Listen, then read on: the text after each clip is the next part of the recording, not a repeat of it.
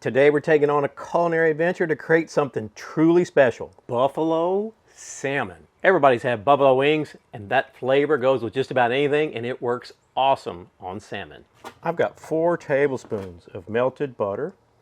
I'm going to add 1/4 cup. This is Louisiana hot sauce. It happens to be Frank's. Here I've got 1/2 teaspoon of dried garlic, 1/2 teaspoon of kosher salt, and here I've got 2 teaspoons of monk fruit sweetener.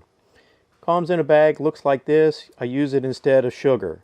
So I'm just going to add this to our sauce to be. And then I'll mix it up, make sure it gets blended in all nicely. Alrighty, get that out of the way. Here I've got a 1.2 pound fresh caught Atlantic salmon. Now you can see, still got the skin on the back. I'm going to leave that there. And then I'm going to come in and brush a light coating of this buffalo sauce on this salmon.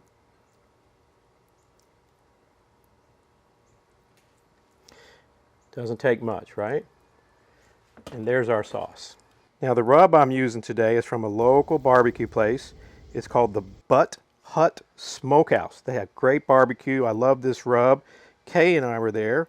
It's a coffee-based rub. Now, you don't have to have this rub. You don't even have to have a coffee rub. You could just simply put salt, pepper, garlic on this, or you could use one of your favorite barbecue rubs. I'm going to let that sit here and marry for just about 10 minutes. Now, I'm going to put a piece of parchment paper in here. Put this salmon on top of it so that it doesn't stick. Fits on there about like that. Let's get the lid down. And for my pellets, I'm using apple today.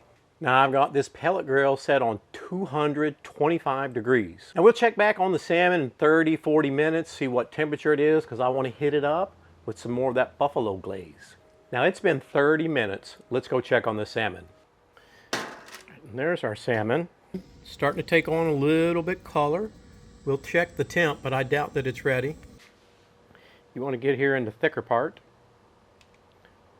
You can see we're up to 132. I hope that comes out. There we go. 134, 35. We don't need to cook it much more, right?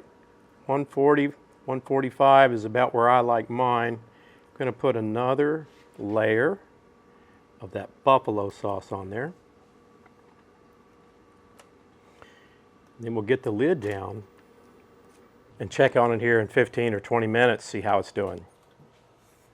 It's been 20 more minutes. This salmon is up to 142. I want to get it off here, off this pellet grill, because it'll rest and creep on up to 145. There's what she looks like. Take it off this pellet grill and let it rest about 10 minutes.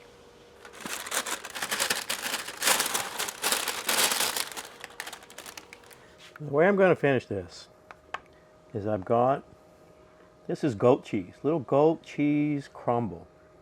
Right, now I know, you're saying, why not blue cheese? Because I am one of those people that does not like blue cheese. Maybe the only person.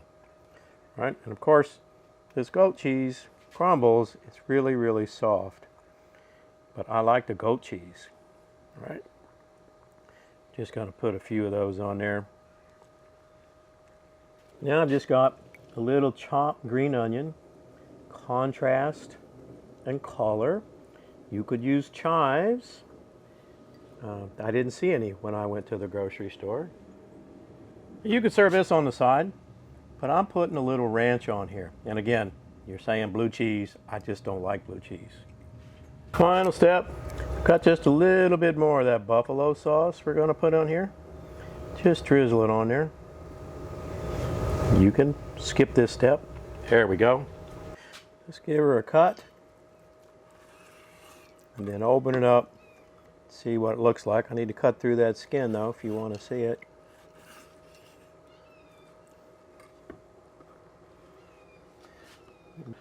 Let's give it a try. Hey, the first thing you get actually is that creamy goat cheese, right?